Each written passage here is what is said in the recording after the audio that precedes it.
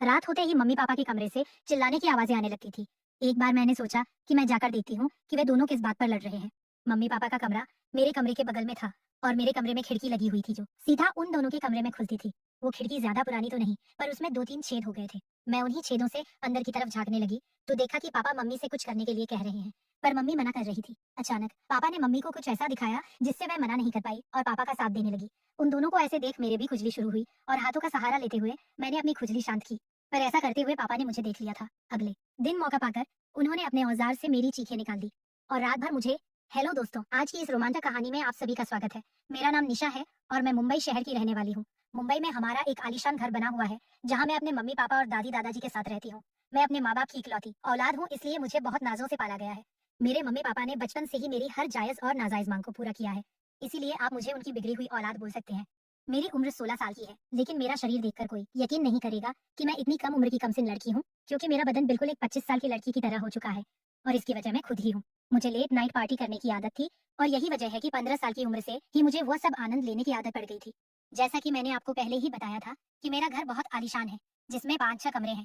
एक कमरे में मेरे मम्मी पापा रहते हैं, दूसरे कमरे में मेरे दादा और दादी जी रहते हैं, जिनकी उम्र अब बहुत ज्यादा हो गई है, तो वो दोनों अपना ज्यादातर समय अपने कमरे में ही बिताते हैं।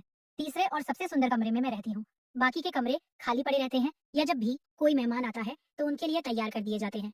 अब मैं अपने मम्मी पापा की बात करूं तो मेरे पापा की उम्र 40 साल है और मेरी मम्मी की उम्र 35 साल है। उन दोनों की शादी छोटी उम्र में ही हो गई थी, इसलिए वह दोनों काफी जवान दिखते हैं।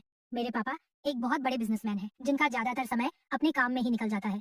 मेरी मम्मी वैसे तो बहुत जवान और खूबसूरत है, पर उनकी सोच पुराने जमाने की है। उनका ज्यादातर वक्त घर के कामों और अपने सास ससुर की सेवा करने में निकल जाता है।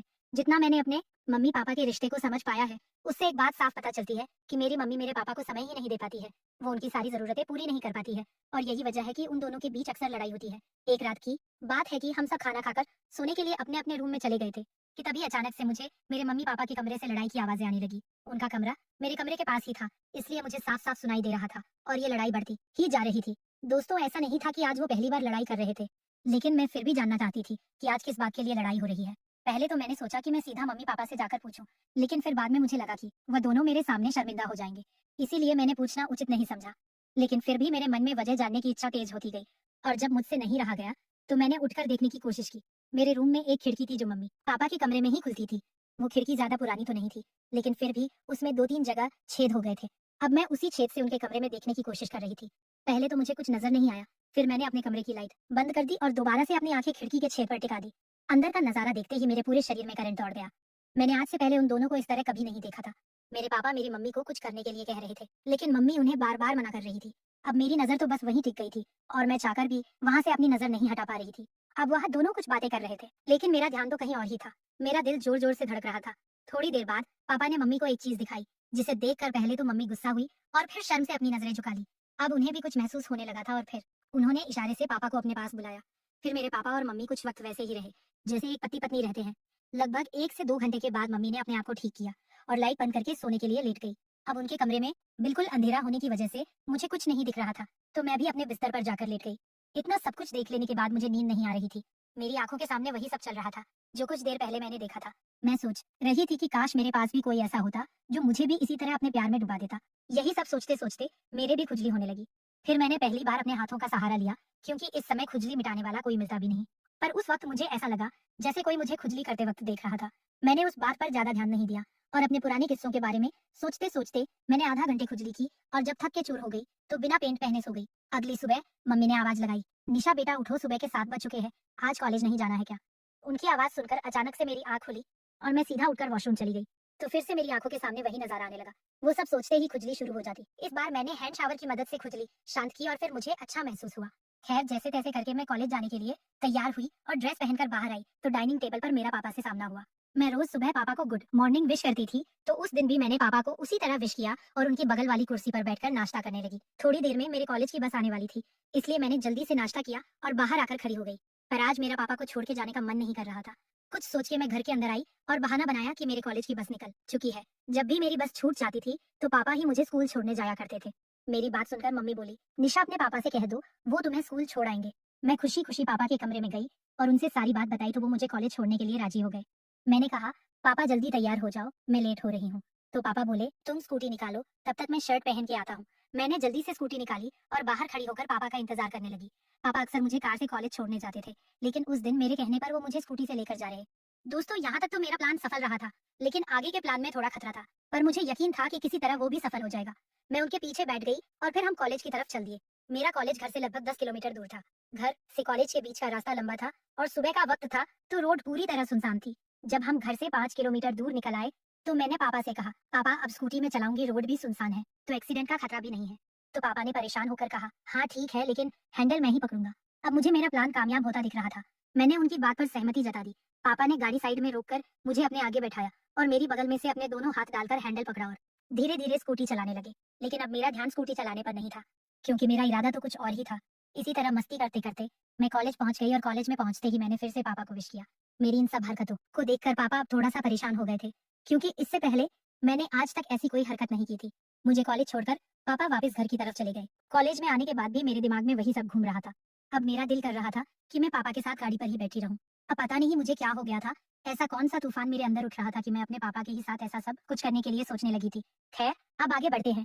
फिर मैं अपने मन की इच्छा और मेरे मन में चल रहे तूफान को लेकर घर पहुंची।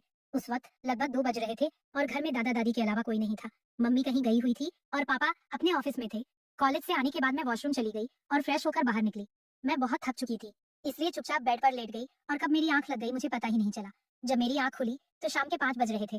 फिर मैंने नहा धोकर कपड़े पहने और मैंने कपड़े भी उस दिन कुछ अलग दिखने वाले पहने थे। अब पापा के आने का टाइम हो गया था, लेकिन मम्मी का कोई पता नहीं था कि वे कब आएंगी। शाम के 7 बजे किसी ने डोरबेल बजाई तो मैं भाग के गई और दरवाजा खोला। मुझे पता था ये पापा के आने का समय है। दरवाजा खोलते ही पापा मेरी तरफ देख मुस्कुराए और बोले, बेटा आज तो बहुत स्मार्ट लग रही हो। यह सुनकर मुझे बहुत खुशी हुई, क्योंकि अब मेरा प्लान अपनी कामयाबी के रास्ते पर जा रहा था। घर के अंदर आने के बाद पापा फ्रेश होने के लिए अपने कमरे में चले गए। ऑफिस से आने के बाद पापा तुरंत ही चाय पीते हैं, इसलिए मैं चाय बनाने के लिए किचन में चली गई। थोड़ी देर बाद पापा भी फ्रेश होकर किचन में आ गए और वहीं खड़े होकर इधर उधर की बात करने लगे। मैंने पीछे मुड़कर पापा की तरफ देखा तो उनकी नजर कहीं और ही थी। अब मुझे ऐसा लग रहा था कि मेरे मन की इच्छा पूरी हो जाएगी और बस मैं ऐसे ही खड़ी रही। चाय बन चुकी थी, इसलिए मैंने पापा को चाय दी और बाथरूम में जाकर खुद को शांत करने लगी। मैं जैसे ही बाथरूम से बाहर निकली, मैंने देखा कि मम्मी आ चुकी है। उनको इस वक्त घर में देखकर मुझे बहुत गुस्सा आया, क्योंकि मेरी इच्छा पूरी ही होने वाली थी। पर अब उनके आने के बाद ऐसा कुछ नहीं हो पाएगा। मुझे पापा से अपने मन की इच्छा जाहिर करनी थी, जो मैं मम्मी के सामने बिल्कुल नहीं कर पाऊंगी। पापा भी मम्मी के आने के बाद थोड़ा दुखी हो गए थे, क्योंकि ना तो वही कुछ करती थी और ना ही उन्हें कुछ करने देती थी। मम्मी ने खाना बनाया और हम सबने साथ बैठकर खाना खाया। खाना खाने के बाद पापा मुझसे बोले, निशा चलो थोड़ा बाहर घूम कर आते हैं। पापा मुझे लेके घर के बाहर आ गए। फिर बाहर आकर उनका मूड चेंज हुआ और मुझसे बोले, चलो बेटा आज कोई पिक्चर देखकर आते हैं। कई दिनों से हम बाप बेटी को अकेले में समय नहीं मिल पाया है। तब मुझे पापा पर इतना प्यार आया कि पापा मेरे साथ अकेला रहने की कितनी कोशिश कर रहे हैं।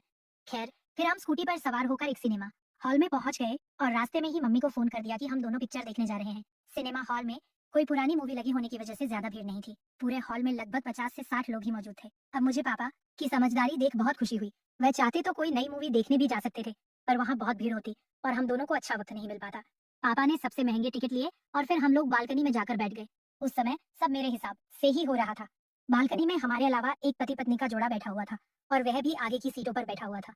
अब तो हम दोनों को और भी ज्यादा आराम हो गई। थोड़ी देर बाद पिक्चर शुरू हुई, पर सच कहूँ तो मेरा ध्यान मूवी पर था ही नहीं। मेरा पूरा ध्यान पापा की तरफ था और वह भी तिरछी निगाहों से मेरी तरफ देख रहे थे। अब बस इतनी देर थी कि शुरुआत कौन करे। मैं तो पापा का साथ पाने के लिए वैसे ही मरी जा रही थी और फिर उसी वक्त मुझे ऐसा लगा जैसे मेरे पैर पर किसी जानवर ने काट लिया हो। मैं तुरंत ही उठ खड़ी हुई। पापा ने घबराते हुए पूछा, बेटा क्या हुआ? तो मैंने उन्हें बताया कि मुझे ऐसा लगा जैसे मेरे पैर पर किसी कीड़े ने काट लिया है। पापा बोले, अच्छा कोई बात नहीं, अगर अब की बार कोई कीड़ा काटे तो तुम मेरी सीट पर आ जाना, मैं तुम्हारी वाली सीट पर चला जाऊंगा। उनकी बात सुनकर मैं बैठ गई। फिर 4-5 मिनट बाद मैं फिर से उछलती हुई खड़ी हो गई, लेकिन इस बार मुझे किसी ने काटा नहीं था, बल्कि मैं जानबूझकर खड़ी हुई थी। मुझे इस तरह देखकर पापा हंसते हुए बोले, निशा तुम मेरी सीट पर आ जाओ। मैंने कहा, नहीं पापा, जिस तरह वो कीड़ा मुझे काट रहा है उसी तरह आपको भी काट लेगा। तो पापा बोले कि अच्छा तो तुम एक काम करो, तुम भी मेरी ही सीट पर आ जाओ। इस सब के लिए तो मैं पहले से ही तैयार थी और पापा के इतना बोलते ही मैं उनके बगल में बैठ गई और पर्दे की तरफ देखने लगी। मैं उनके बगल में बैठी हुई बिल्कुल छोटी सी परी की तरह लग रही थी और वैसे भी मेरी उम्र भी ज्यादा नहीं थी। थोड़ी देर बाद पापा ने मुझे पैसे देते हुए कहा कि फूड काउंटर से कुछ खाने के लिए ले आओ। मैं बाहर आई और ढेर सारी खाने की चीजें ले ली। जब तक मैं वापस आई मूवी शुरू हो चुकी थी। मैंने पापा के बगल में बैठते हुए कहा, पापा मुझे आपके साथ मूवी देखने में बहुत अच्छा लग रहा है। पापा बोले, 1 मिनट उठो बेटा, मैं तब तक खुद को सेट कर लेता हूँ। अब मुझे अंधेरे में कुछ नहीं दिख रहा था और फिर जब उन्होंने मुझे बैठने को कहा तो मैं उनके बगल में फिर से बैठ गई। फिर थोड़ी देर बाद मुझे एहसास हुआ कि जो मेरे मन में चल रहा है वही पापा के मन में भी चल रहा था, लेकिन वो कह नहीं रहे थे। फिर हार मानकर मैंने ही पापा को इशारा किया और पापा मेरे इशारे को समझ गए। और जिस तरह मम्मी पापा का साथ देते हैं उसी तरह आज मैं भी पापा का साथ देने लगी। हम दोनों ने काफी देर तक वहाँ एंजॉय किया। अब हम दोनों बिल्कुल शांत थे और बहुत थक गए थे। फिर 2 घंटे के बाद पिक्चर खत्म हुई और लाइट जलते ही मैंने खुद को ठीक कर लिया। सबके आने के बाद हम दोनों भी हॉल से बाहर निकल आए। बाहर आते ही पापा ने मुझसे पूछा, मूवी कैसी लगी बेटा? मैंने हंसते हुए जवाब दिया, ऐसी मूवी मैंने आज तक नहीं देखी पापा, लेकिन पापा मुझे चलने में बहुत तकलीफ हो रही है। उसके बाद मुस्कुराते हुए पापा ने मुझे अपनी गोद में उठाया और पार्किंग तक ले गए क्योंकि हमारी गाड़ी वहीं थी। और फिर मैं मुस्कुराती हुई गाड़ी पर बैठ गई। फिर हम घर की तरफ चल पड़े। उस दिन के बाद से अब मेरे पापा मेरा बहुत ख्याल रखते हैं और मैं भी अपने पापा का बहुत ख्याल रखती हूँ। कमेंट करके जरूर बताइएगा कि आपको यह कहानी कैसी लगी। आगे ही ऐसी रोमांचक कहानियों के लिए मेरे चैनल को सब्सक्राइब कर लें और बेल आइकन दबाना ना भूलें।